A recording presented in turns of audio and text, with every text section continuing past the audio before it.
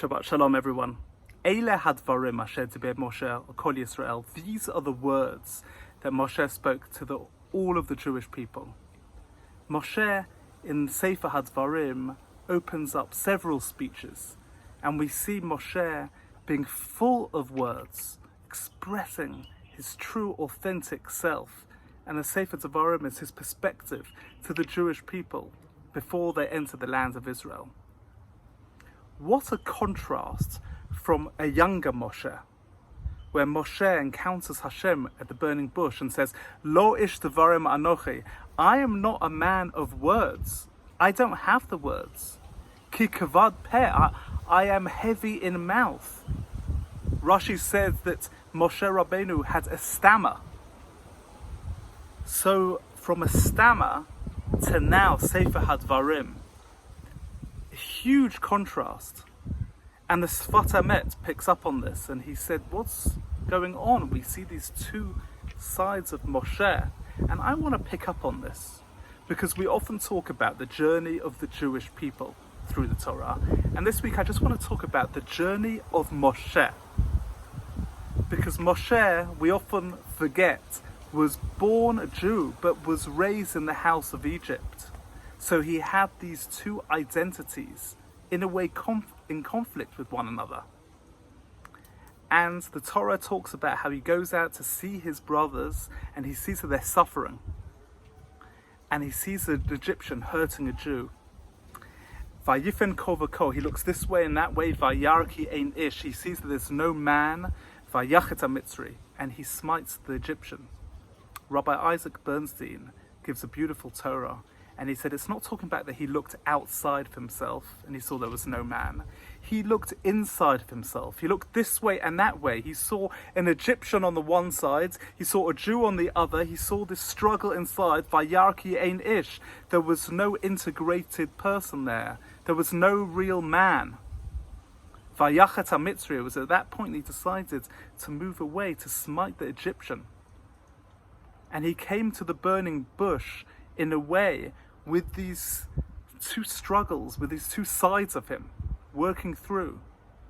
And in a way, some commentators say that this is what led to the stammer.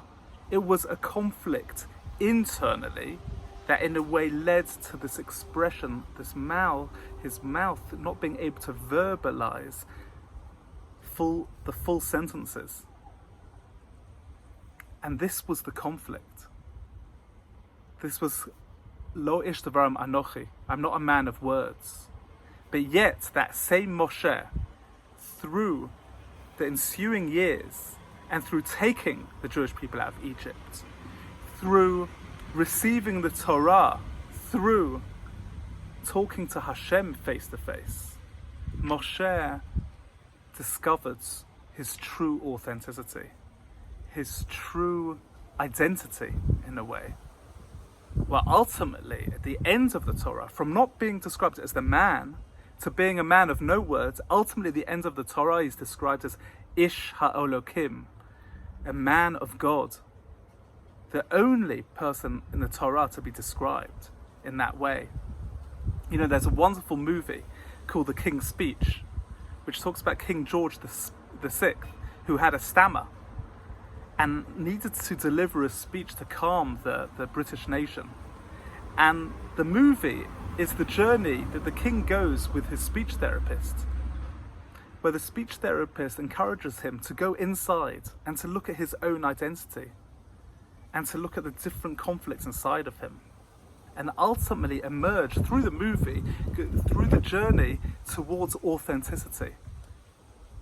And he delivers the speech from a place of more authenticity.